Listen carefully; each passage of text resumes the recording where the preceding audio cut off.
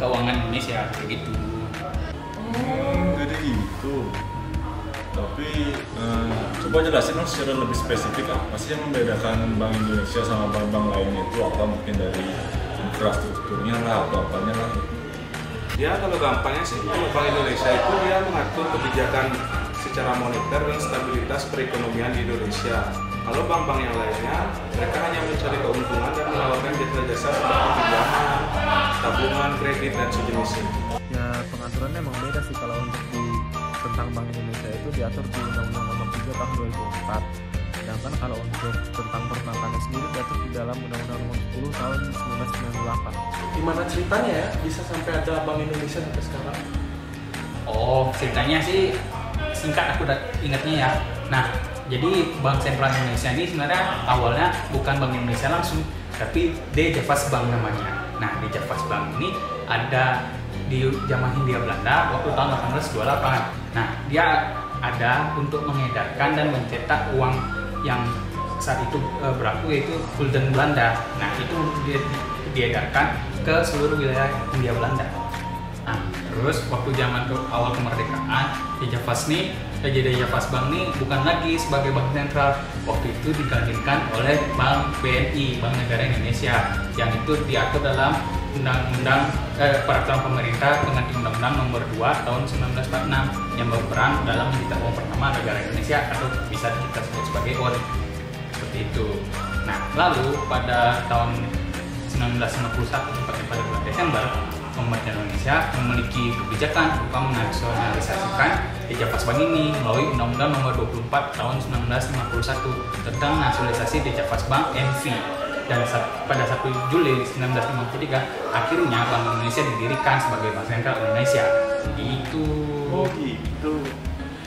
Kalau sekarang Bank Indonesia punya tugas apa aja ya? Apa cuma menjaga stabilitas uang yang berlaku di Indonesia saja? Ini gue juga gak tahu. Ya enggak lah, tugas Bank Indonesia tuh ada banyak, karena Bank Indonesia tuh punya tujuan. Kalau nggak salah tujuannya itu tuh ada di pasal 7 Undang-Undang Nomor 3 Tahun 2004, di mana tujuan dari Bank Indonesia itu untuk menjaga dan memelihara stabilitas rupiah yang ada di Indonesia dengan melaksanakan kebijakan moneter, di mana kebijakan moneter itu dilakukan secara berkelanjutan, konsisten, dan transparan, serta memiliki kebijakan umum dari pemerintah di bidang perekonomian gitu. Di pasal 8 juga mengatur tentang tugas-tugas lainnya seperti menentukan dan melaksanakan kebijakan moneter. Habis itu menjaga dan mengatur kelancaran sistem pembayaran serta mengawasi bank. Nah, untuk kebijakan moneter itu seperti mengatur tingkat diskonto, mengatur cadangan minimum bank umum, mengatur pembiayaan atau kredit, dan yang terakhir itu menentukan target moneter sesuai dengan tingkat inflasi yang ada di Indonesia. Nah, kalau untuk sistem pembayaran, Bank Indonesia udah nentuin pemakaian sistem pembayaran. Habis itu Bank Indonesia juga mengawasi penyedia jasa sistem pembayaran. Dan yang terakhir itu Bank Indonesia membuat dan menerbitkan surat izin untuk penyelenggara sistem pembayaran. Nah, selain hal itu, Bank Indonesia juga udah membuat peraturan dan melakukan pengawasan untuk menghindari risiko dan biaya krisis sistemik, sehingga sistem keuangan tetap terjaga. Oh. Tunggu bentar. Si Gunti ikut nge-fit kau. Mantap, makin ramai aja nih. Hey, udah pada rame nih. Aku belum bisa join loh. Lagi ada urusan di luar. Gue Gong, urusan apa itu? Pacaran dah ya? Iya, Bang. Cin kalian? Cin dasar, cin. Enggak, ini lagi nganterin mama, ada urusan. Itu lagi ngomongin apa sih? Ikut dong. Bahas Bank Indonesia nih, random banget kan? Emang dasar orang-orang ini. Lanjutin yang tadi, kan udah ngebahas Bank Indonesia. Pasti nggak lepas dari bahasan uang rupiah. Aku tebak pasti uang rupiah juga ada peraturannya kan? Jelas ada. Itu salah satunya peraturan Bank Indonesia nomor 21/10/PBI/2019 tentang pengelolaan uang rupiah. Nah, di sini peraturan ini berkaitan dengan macam uang rupiah yang beredar, harga uang rupiah itu sendiri, dan ciri desain serta bahan baku uang rupiah. Nggak lupa, di peraturan itu juga Bank Indonesia sudah mengatur tentang bagaimana pengelolaan uang rupiah oleh Bank Indonesia sendiri.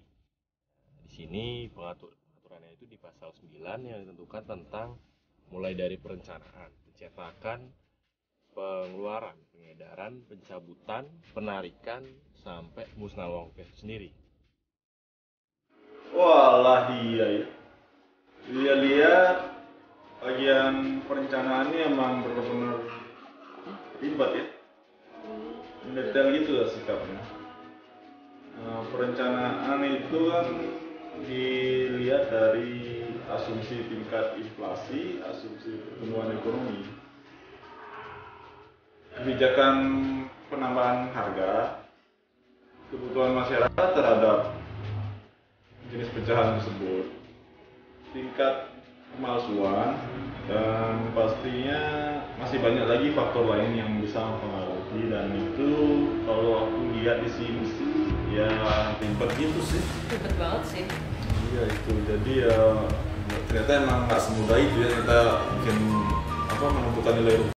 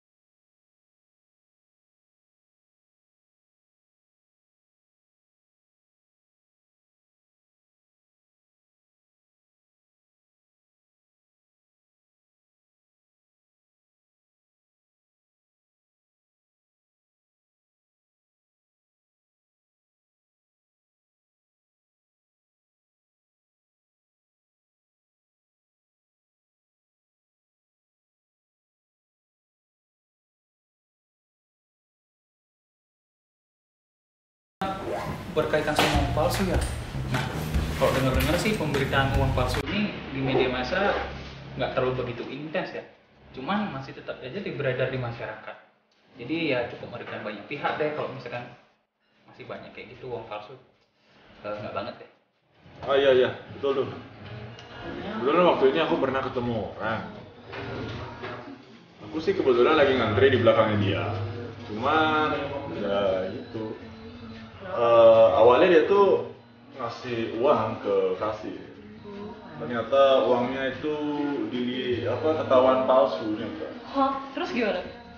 Ya jadi ya dia nggak bisa belanja jadinya karena dia cuma bawa selembar uang itu aja. Bukan ditangkap. Ditangkap sih masih ditahan gitu orangnya, masih dipertanyakan entah dia beneran ada niatan buat ngasih itu atau gimana gitu, tapi yang ku tahu sih dia sudah ditahan terakhir itu aja sih. Nah, emang ini pertahanan Bank Indonesia. Karena orang-orang yang menerima uang palsu ini bakal dirugiin banget. Soalnya mereka nggak bisa minta ganti rugi kemana-mana ke Bank Indonesia.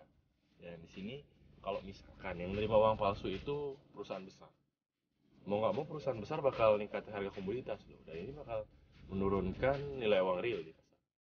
Nah, apalagi yang lebih buruk lagi ya, ini bisa nyebabin inflasi uang-uang palsu ini. Hal ini dipicu karena meningkatnya peredaran uang di pasar. Apalagi pemerintah juga bakal merilis lebih banyak uang legal karena ada uang palsu. Mau nggak mau, akhirnya bakal ada ya penurunan penerimaan uang. Karena ya mungkin masyarakat bakal lebih milih untuk untuk menggunakan ini akhirnya uang elektronik maksudnya, dan atau mata uang lain, atau ya mungkin logam mulia untuk transaksi ya. Ya, sayang banget nggak sih kalau misalnya ada uang palsu ini? Kayak jadi perekonomian Indonesia berantakan banget gitu. Iya sih, emang. Nah, sebenarnya kalau untuk masalah itu sih Bank Indonesia sendiri udah memberikan suatu penyuluhan mau itu di berbagai media massa tentang adanya peredaran uang palsu ini. Nah, jadi Bank Indonesia ini beberapa tahun belakang udah sempat memberikan cara-cara terkait yang dapat digunakan untuk mengetahui apakah yang uang yang kalian miliki ini uang palsu atau bukan. Nah, kalau salah satu cara yang mungkin kalian ingat itu pasti cara 3D itu. Cara 3D diputar, dijilat, betul-betul. Aduh, Dika, bukan yang itu, bukan itu mah yang jajan. Jajan mana? Iya, yang itu. Oh. Iya, jadi sebenarnya 3D ini singkatan dari dilihat, diraba, dan diterawang gitu, Dika.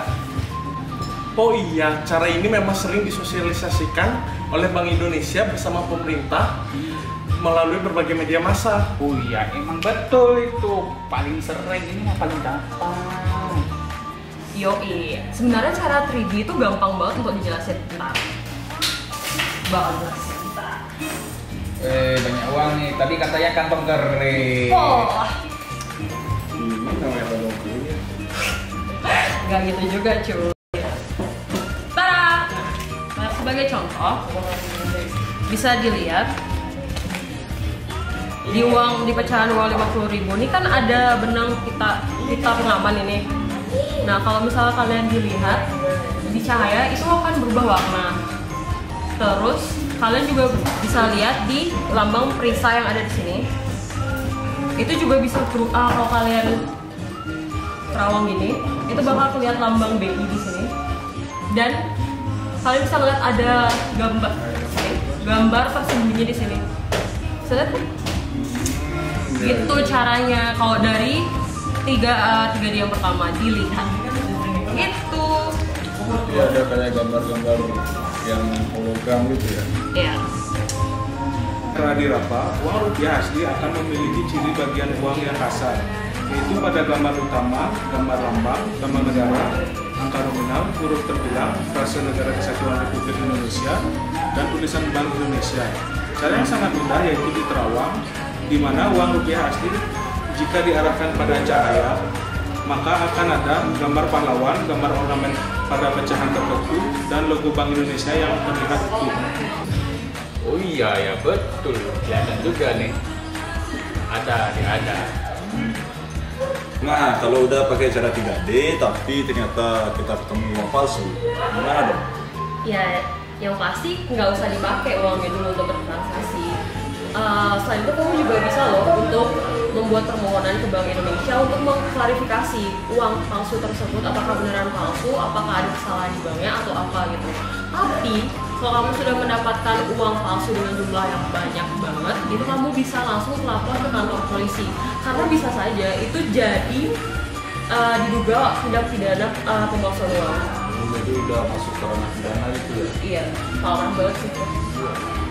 Untuk meminimalisir peredaran uang palsu, emang cuma bisa pakai cara 3D doang atau ada cara lainnya? Tentunya ada dong. Kalian udah tahu kan bisa melakukan berbagai macam transaksi dengan mudah tanpa menggunakan uang rupiah, kertas atau koin. Ah ya, tahu. E-money itu kan? Bukan Emoni, itu mah nama band yang Oh bener. ya, e-money ya? Iya, Oh betul. iya. Imani nggak sih? Ah ya, e-money. Imani yang tadi dibilang sama Devon itu tuh berupa uang elektronik yang dimana kita menyetorkan uang kita kepada suatu penerbit dan penerbit tersebut akan menyimpan uang kita di salah satu media elektronik. Nah, dari media elektronik itu kita bisa menggunakan uang tersebut untuk bertransaksi, entah itu belanja atau apapun. Misalnya kayak beli minuman ini harganya misalnya 5.000 dan kita pakai uang elektronik itu, nanti uang yang ada di uang elektronik itu akan berkurang, dan kalau misalnya uang elektronik itu habis, kita bisa mengisinya kembali di biasanya sih di minimarket terdekat itu bisa begitu. Kalau untuk e-money ini memang udah ada peraturannya. Peraturannya itu ada di Peraturan Bank Indonesia nomor 11/12/PPI/2009 tentang e-money. Yang dimana e-money ini memang lebih efektif daripada uang biasanya. E-money ini bisa digunain di transportasi umum kayak bis atau kereta api, bisa juga kita gunain di jalan tol, atau bisa juga kita gunain di supermarket. Nah, terus untuk dapat e-money itu kita harus kemana ya? Nah, buat pakai e-money atau dapetin e-money, kamu tuh bisa nyari penyelenggaraan e-money. Contohnya salah satunya bank kayak BCA, BRI, BNI, Mandiri, itu bisa nyediain juga, nyediain buat gunain sama masyarakat. Selain itu kan juga bisa pakai platform digital, GoPay, Dana, OVO, Link aja, banyak lah pokoknya. Wah, asik juga ya ini kalau punya e-money. Jadi bedanya e-money dengan pembayaran melalui debit atau kartu kredit apa ya? Apa aja kira-kira itu? Pasti ada lah beberapa kan. Bedanya kan jelas, terletak pada kepraktisan dalam bertransaksi. Saat kamu ingin menggunakan debit atau kredit, kamu harus melakukan konfirmasian data dengan salah satu cara, yaitu PIN atau Personal Identification Number. Sedangkan pada penggunaan e-money, kita tidak perlu melakukan pengkonfirmasian PIN. Jadi ini menghemat waktu transaksi, selain itu juga mengurangi risiko terjadinya pencurian data atau hacking. Dampaknya pasti cukup signifikan bagi perekonomian Indonesia, apalagi dengan proses transaksi yang lebih cepat dan mudah. Jadi kita nggak perlu ribet-ribet lagi kayak dulu. Ya betul. Nah, jadi semakin banyak penggunaan e-money ini, nanti permintaan uang di masyarakat itu juga akan menurun. Nah, hal ini akan menyebabkan peningkatan tingginya suku bunga di pasar uang karena masyarakat akan lebih menggunakan pembayaran non tunai yaitu e-money dibandingkan harus menggunakan uang tunai. Nah, dengan adanya hal tersebut, biaya pinjaman akan lebih kompetitif dan meningkatkan investasi perusahaan dan meningkatkan output real nasional. Nah, sehingga dapat dikatakan bahwa penggunaan e-money ini akan sangat menyebabkan pertumbuhan ekonomi nasional makin meningkat. Gitu. Wah, kalau kayak gini Indonesia bisa nerapin era cashless society dong. Ya jadinya ya nggak perlu ribet-ribet bawa uang cash kemana-mana gitu ya kan. Kesannya kayak ribet gitu kan kalau misalnya kita bawa cash kemana-mana, apalagi kalau jumlahnya banyak. Nah, iya benar yang dibilang sama Devon. Apalagi di Indonesia ini ada banyak banget pemalsuan uang kan. Makanya menurutku penting sih untuk e-money ini. Tapi kesadaran masyarakat untuk punya e-money itu masih rendah. Jadi menurutku ada baiknya pemerintah untuk mensosialisasikan lebih dalam lagi mengenai e-money agar masyarakat mengerti e-money itu kegunaannya untuk apa. Itu sih. Teknologi maju, perekonomian maju, lancar terus deh kalau kayak gini. Iya betul. Nah, tapi kalau dilihat nih dari bahasannya uang ini, kita nggak bisa cuma melihat hanya sebatas uang tunai ataupun transaksi saja. Tapi uang tunai, adanya uang ini sangat penting, baik itu dari peraturan-peraturan yang sudah ditetapkan dan segala pembaruan dari sistem pembayaran tersebut. Nah, jadi ruang lingkup yang kecil, tapi sebenarnya sangat besar. Jadi ini uang ini sangat vital banget untuk kita semua. Bisa pilih. Mantap lah kalau gitu. Udah dah, aku mau coba pakai e-money juga. Lumayan lah buat biar kekinian gitu. Oh iya, by the way, kalau gitu aku ada urusan lain nih. Kayaknya kita lanjut meet kayak gini lagi nanti ya. Oke.